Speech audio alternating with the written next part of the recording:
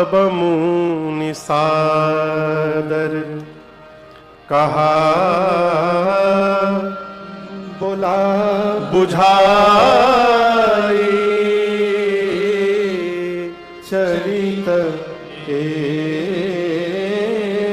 प्रभु देखिय जाई। यहां दर्शन करिए, विश्वामित्र जी राम जी को प्रभु कह के संबोधित कर रहे हैं।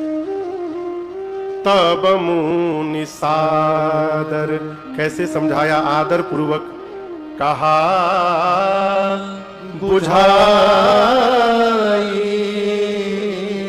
चरित एक प्रभु देखिय जाई।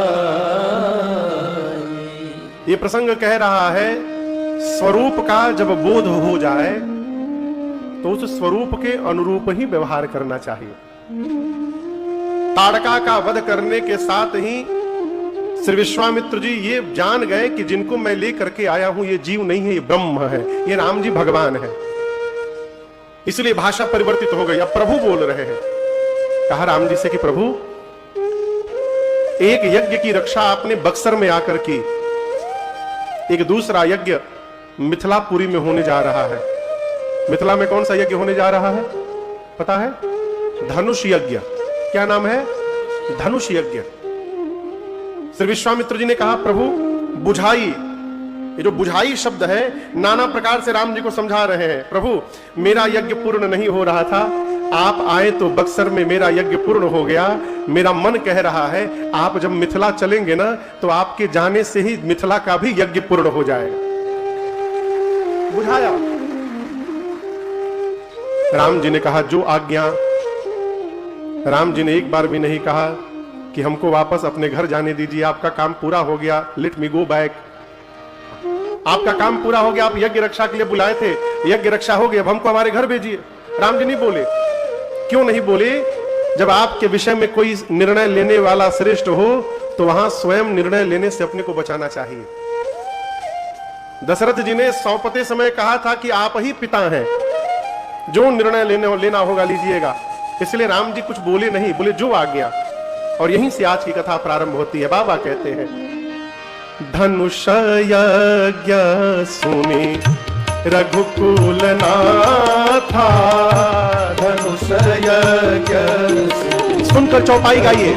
नाथा हरसी चले मुनिवर के साथा, हरसी चले मुनिवर के साथा, आश्रम एक देख मग माही, आश्रम एक देख मग माही। जहां पर खग मृग जीव जंतु तह नाही, खग मृग जीव जंतु तह नाही।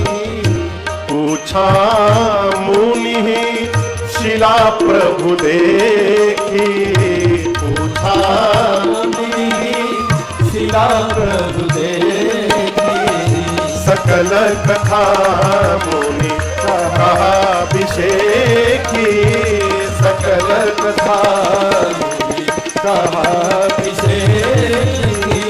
सकल कथा मुनि कहा अभिषेकी, सकल कथा कहा अभिषेकी। राम जी चले विश्वामित्र जी के साथ, परंतु कैसे चले हैं?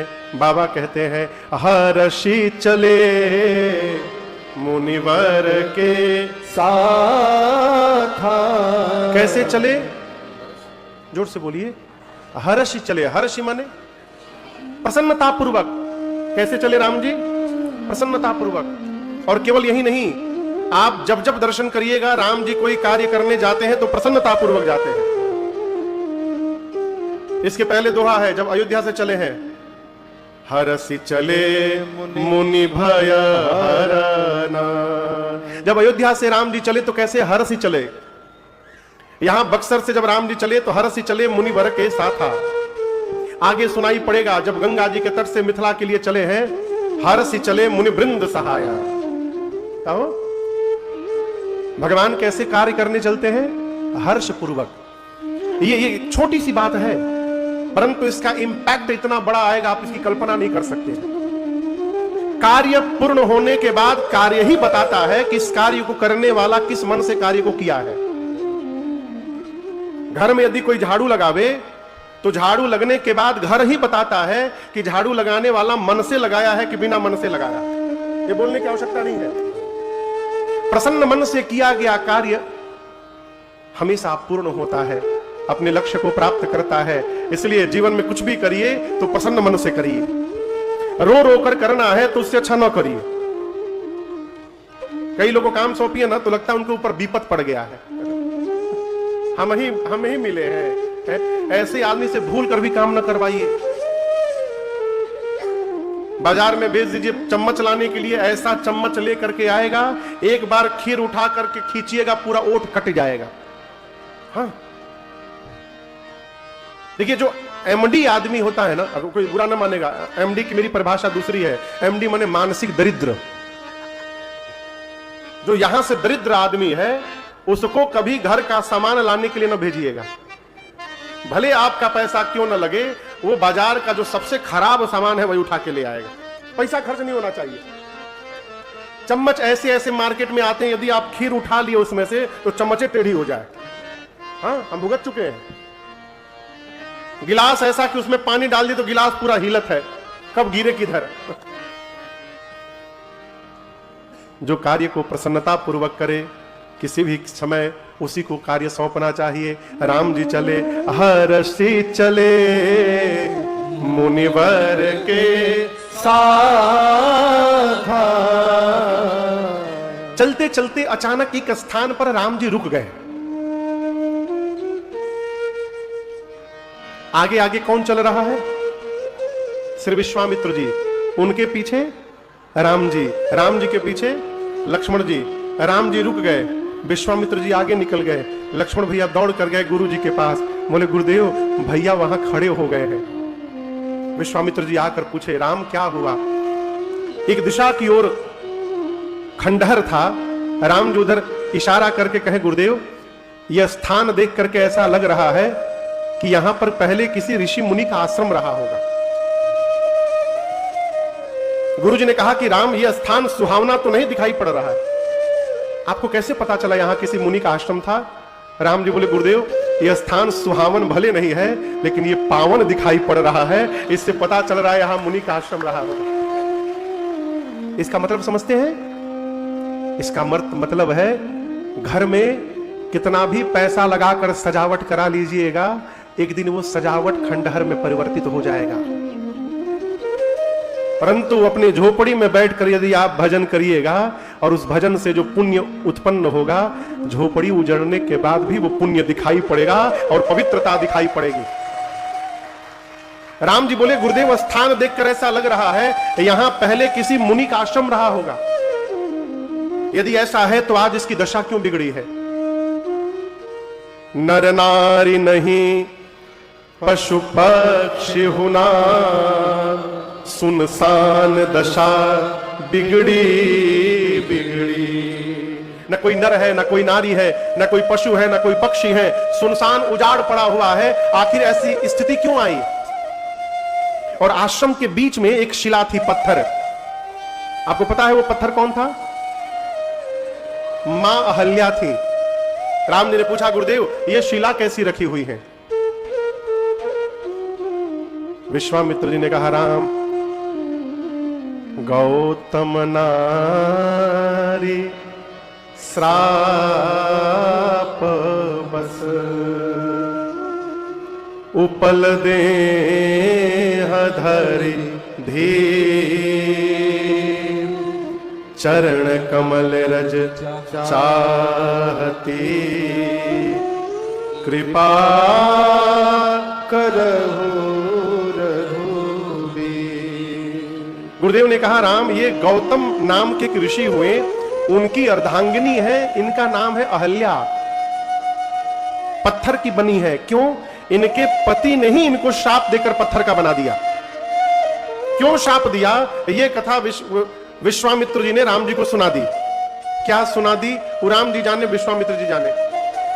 गोस्वामी जी ने उस कथा को लिखा नहीं है यहां पर, केवल इतना कहा कि सकल कथा मुनि कहा विशेखी। और विश्वामित्र जी ने यह भी कहा, राम आपके चरण में जो रज है उसी रज से इनके श्राप का मोचन भी बताया गया है। अस्तु हे राघव कृपा करहु रघुवीर, आप अपने चरण रज का स्पर्श कराइए। देखिए हम और आप सुने हैं ऐसा कि राम जी ने जाकर अपना पांव अहिल्या जी के ऊपर रख दिया, सुने हैं ना आप लोग भी। लेकिन मुझे ऐसा लगता है कि ऐसा हुआ नहीं। क्यों? जो राम जी ऋषियों को दंडवत करते हैं वो राम जी ऋषि पत्नी पर पांव रख देंगे? अब यहां गोस्वामी जी ने बड़ा सूक्ष्म संकेत किया है। छंद का दर्शन करिए।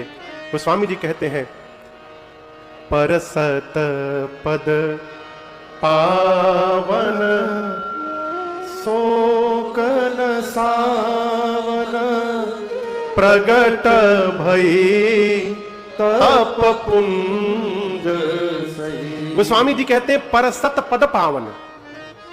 यदि राम जी पांव रखे होते तो गोस्वामी जी परसत न लिखते, क्या लिखते? राखत पद पावन शोकन सावन प्रगट भई तप पुंज। गोस्वामी जी भी लिख सकते थे राखत पद पावन। राम जी ने पांव रखा लेकिन नहीं लिखा, क्या लिखा? परसत पद पावन। राम जी ने पांव को क्या किया? परोस दिया। परसत, परोसना समझते हैं आप लोग? परोसना, हाँ। गांव में जब हम लोग छोटे थे तो गांव में पंगत चलती थी, तो पहले नीचे बिठा करके भोजन कराया जाता था। समय बदला, अब तो बुफेलो सिस्टम आ गया है। गाय भैंस जैसे खड़े खड़े खाए वैसे खाओ, उसका नाम बुफेलो सिस्टम है। पहले नीचे बिठाकर खिलाया जाता था। तो जब नीचे बिठाकर खिलाते थे तो कहते थे यहां दाल परोसिए, सब्जी परोसिए, चावल परोसिए। तो परोसने का अर्थ है इस प्रकार सामग्री दे दी जाए कि वस्तु चली भी जाए और पात्र का आपस में स्पर्श ना हो। ऊपर से देने के विधि का क्या नाम है? परोसना।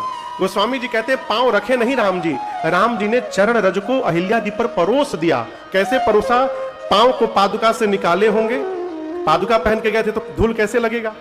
तो पादुका से निकाले होंगे राम जी, नीचे थोड़ा पांव रगड़े होंगे मिट्टी में, जब धूल लग गया होगा तो अहिल्या जी के ऊपर पांव ले जाके ऐसे रखे होंगे और जोर से पांव झटकारे होंगे राम जी, तो उसका रज कण झर के अहिल्या जी के ऊपर गिरा। और जैसे गिरा, परसत पद पावन शोकन सावन प्रगट भई तप पुंज सही।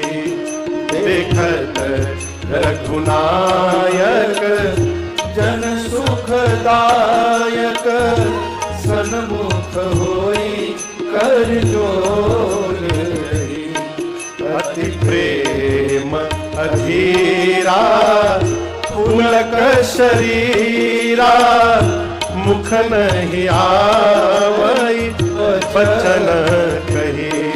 अतिशय बड़ भागी चरण लागी जुगल नयन जलधार भई। धीरज मन कीन्हा प्रभु कहु चीन्हा रघुपति कृपा भगति भाई। अति निर्मल वाणी स्तुति ठानी ज्ञान गम्य जय रघुराई। मैं नारी अपावन प्रभु जग पावन रावण रिपु जन सुखदाई। राजीव लोचन भव भय मोचन पाहि पाहि शरणहि आई। मुनि शाप जो दीन्हा अति भल कीन्हा परम अनुग्रह मैं माना।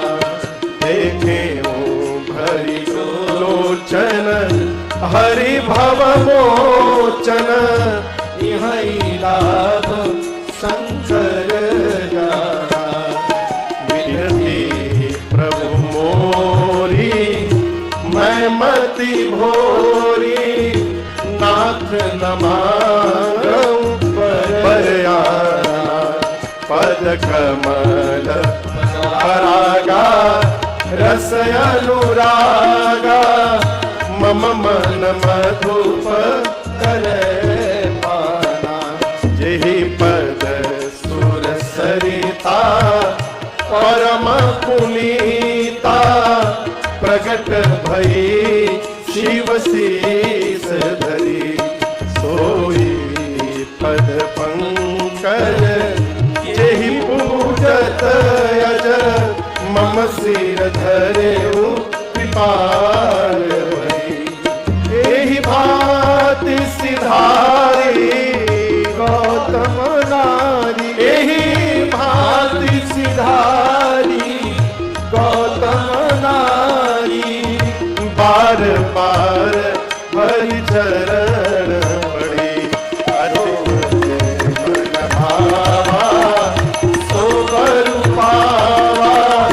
कै पति लोग अनंत हरि, रोवति मन भावा सो बर पावा। कै पति लोग अनंत हरि, रोवति मन भावा सो बर पावा। भगवान ने अपने चरण के रज का स्पर्श कराया। आपको बताऊं, युगों से मां अहल्या जो पत्थर की बनकर बैठी थी, चरण रज का स्पर्श होते मां चैतन्य हो गई, चैतन्य हो गई। और आप कल्पना करिए, कोई सालों से अपनी आंख बंद किया हो, सालों से, और उसके बाद जब आंख खुले तो सामने साक्षात भगवान दिखाई पड़ जाए, उस जीव की क्या गति होगी भगवान को देखकर, है? जब राम जी दिखाई पड़े ना, मां अहल्या के शरीर के सारे रोंगटे खड़े हो गए, नेत्र से अपने आप झरझर अश्रु निकलने लगा, शब्द समाप्त हो गए, वाणी अवरुद्ध हो गई, शरीर अपने बस में नहीं रहा और मां अहल्या राम जी के चरणों में प्रणिपात हो गई, गिर पड़ी। देखिए, जीवन में जब वास्तव में भाव उमड़ेगा ना, फिर कहना सब समाप्त हो जाएगा। जब प्रेम हो जाएगा तो बोलना समाप्त हो जाएगा, और जब तक हम भगवान से बोल रहे हैं प्रेम हुआ नहीं है। मां अहल्या राम जी के चरणों में गिर पड़ी, राम जी ने उठाया, अहल्या जी ने बहुत संभाल करके कहा, प्रभु मैं नारी अपावन, प्रभु जग पावन, रावण रिपु जन सुखदाई। मां ने कहा, प्रभु इस अपावन को आप पावन करने के लिए आए, आज आपने अपना नाम सार्थक कर लिया, पतित पावन सीताराम है। राम जी बोले, मुझे पता चला है सब। मां ने पूछा, क्या पता चला है? राम जी बोले कि आपके पति ने ही आपको श्राप देकर पत्थर का बना दिया था ना। अहल्या जी ने पूछा, ये बात आपसे किसने बताई? राम जी बोले, गुरु जी बता रहे थे कि आपके पति गौतम ऋषि ने ही आपको श्राप देकर पत्थर का बना दिया। अहल्या जी बोली, प्रभु अब तक तो मुझे भी लग रहा था कि मेरे पति ने मुझे श्राप दिया है, लेकिन आपको देखने के बाद पता चला है कि मेरे पति ने मुझे श्राप नहीं दिया था, मेरे पति ने मेरा उद्धार किया था। नाथ, यदि श्राप न मिलता तो अहिल्या को राम का दर्शन कैसे प्राप्त होता? मुनि श्राप जो दीन्हा अति भल कीन्हा। यहां एक बात समझिएगा, श्रेष्ठ के क्रोध में भी हमारा कल्याण ही छिपा रहता है। माता पिता यदि हमारे पर क्रोधित हो रहे हैं तो इसमें भी हमारा कल्याण ही छिपा हुआ है। और एक बात कहें, हम और आप भाग्यशाली हैं कि हम और आप भारत में जन्म लिए हैं। क्यों? भारत ही ऐसी भूमि है जहां हमको माता पिता से डांट मिल सकती है। भारत के बाहर आप बच्चों को छू नहीं सकते, और जब तक माता पिता की मार न पड़े तब तक जीवन को आकार नहीं मिलता है। कुम्हार घड़े का मिट्टी बनाता है तो भीतर हाथ लगाकर ऊपर से उसको थप थप पीटता है, जब तक वो मारे नहीं घड़े को शेप नहीं मिलेगा। ये कथा कहती है श्रेष्ठ के क्रोध को भी आशीर्वाद समझा जाए है? अहिल्या जी ने कहा प्रभु मैं मति से भोरी हूं, मुझे मांगने का ढंग नहीं आता, लेकिन एक वरदान मैं चाहती हूं, आप एक आशीर्वाद दीजिए, आज के बाद मेरा मन आपके चरण को छोड़कर कहीं इधर उधर न भटके, मेरा मन आपके चरण में ही लगा रहे। क्यों? ये वही चरण है जिनसे गंगा जी का प्राकट्य हुआ। आपको बताऊं, गंगा जी जो हरिद्वार में बह रही हैं, ये राम जी के दाहिने पांव के अंगूठे में जो नाखून है, नाखून के अग्रभाग से प्रकट हुई है। ब्रह्मा जी ने उसको पखारा था, पांव पखारने गए तब तक पांव ऊपर चला गया, तो नाखून का अग्रभाग ही पखार पाए, केवल पखार करके उस जल को कमंडलू में रखे, वही गंगा जी बन के प्रकट हुई। अहिल्या जी कहती है गंगा जी आपके चरण से निकली थी प्रभु, इसलिए शंकर जी ने उस गंगा को अपने सिर पे धारण किया। ये वही चरण है जिनका पूजन पहली बार ब्रह्मा जी ने अपनी हाथों से किया। मैं कितनी भाग्यशाली हूं प्रभु, उसी चरण का रज आज मेरे सिर पर पहुंच गया प्रभु, मैं धन्य हो गई, धन्य हो गई। मां ने जो वरदान मांगा भगवान ने उनको दिया। गौतम ऋषि भी आ गए और बार बार राम जी के चरणों में दंडवत करके मां अहिल्या अपने पति गौतम ऋषि के साथ उनके लोक चली गई। यहां गोस्वामी तुलसीदास जी अपना एक निर्णय सुनाते हैं। क्या? बाबा कहते हैं अस प्रभु दीन बंधु हरि, कारण रहित दयाल, तुलसीदास सठ तेहि भजू, छाड़ी कपट जंजाल। गोस्वामी तुलसीदास जी कह रहे हैं कि ऐसा संसार में आपको दूसरा कोई भगवान नहीं मिलेगा जो बिना किसी कारण के कृपा कर दे। अपने को कह रहे हैं सठ तुलसी, ऐसे भगवान को छोड़कर तू जंजाल में फंसा है, भगवान का भजन कर। क्या कर? क्या कर? कब कर? 60 के बाद महाराज। कब कर? 60 के बाद। क्या गारंटी है 60 तक रहा जाएगा? और मैं कहता हूं, लोग सोचते हैं, देखिए आपको बुरा ना मानिएगा, जिस घर में बच्चे भगवान की बहुत पूजा करने लगते हैं ना, माई बाप उस बच्चों को डॉक्टर को दिखाते हैं। हाँ, हम कई केस ऐसा देख चुके हैं, बहुत पूजा करता है, डॉक्टर को दिखाओ पागल हो गया है। बहुत पूजा करे तो टेंशन हो गया, चोरी करे तो कोई टेंशन नहीं है, अधिकारी बन करके घूस ले तो कोई टेंशन नहीं है, गलत काम करे तो कोई टेंशन नहीं है, पूजा करने लगा तो टेंशन हो गया। यही हमारे जीवन का दुख का सबसे बड़ा कारण है। साधक कहता है एक बार आओ तुम, आराम से कुछ नहीं होता जीवन में। दिखाई दे रहा है किसका फूल है? जोर से बोलिए। गुलाब का। जिस डाल पर निकलता है उसके अगल बगल क्या होते हैं? कांटे होते हैं। कांटों पर रह करके बड़ा हुआ है, तब जाकर आज भगवान की शरण तक पहुंचा हुआ है।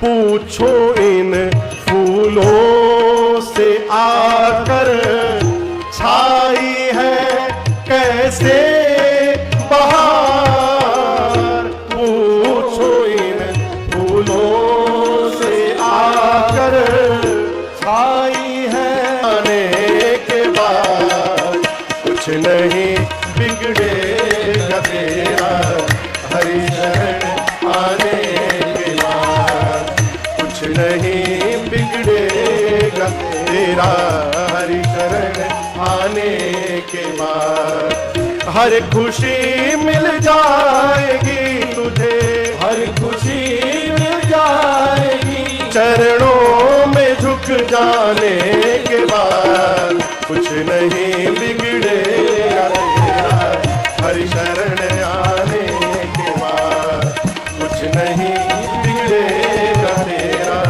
हरि शरण आने के बाद, हरि शरण आने के बाद, हरि शरण आने के बाद। कुछ नहीं बिगड़ेगा तेरा, हरि शरण आने के बाद। गोस्वामी जी कहते हैं तुलसीदास सठ तेहि भजो। कैसे भजो? छाड़ी कपट जंजाल, कपट जंजाल का त्याग करके भगवान का भजन करिए। घर द्वार त्याग करके न करिए। क्या त्याग करके करिए? जंजाल त्याग करके। जंजाल माने बहुत प्रकार का काम हमको नहीं करना है, एक काम जो करना है बस वही करना है, और बाकी भगवान का भजन करना है। कहो भगवान ने अहिल्या जी को गति दी, आगे बढ़े। गंगा जी का पावन तट आया है, यहां स्नान हुआ है, और स्नान के बाद भगवान चले और शीघ्र ही जनकपुरी में प्रवेश किया है राम जी ने। एक बार आइए भाव और श्रद्धा से इस देवभूमि में बैठे हुए हम और आप मिथिला भूमि को प्रणाम करें। बोलिए मिथिला धाम की जय। एक सुंदर आम के बगीचे को देख करके श्री विश्वामित्र जी ने राम जी से कहा, राम जी यहीं रुका जाए। राम जी बोले, जो आज्ञा गुरु जी, यहीं रुका जाए। आम के बगीचे में राम जी, विश्वामित्र जी, लक्ष्मण जी आदि मुनिगण वहीं रुक गए। कहां रुक गए? आम के बगीचे में। अब यहां एक प्रश्न है, यदि आपको हम अपने घर किसी कार्यक्रम में बुलाएं तो आप सीधे हमारे घर आएंगे कि बगीचे में रुकेंगे? घर आएंगे ना। तो विश्वामित्र जी आम के बगीचे में काहे रुक गए? उनको सीधे जनक जी के घर में जाना चाहिए ना। फिर विश्वामित्र जी मन में विचार किए कि निमंत्रण केवल मेरा आया है, राम जी का निमंत्रण नहीं था यहां आने का।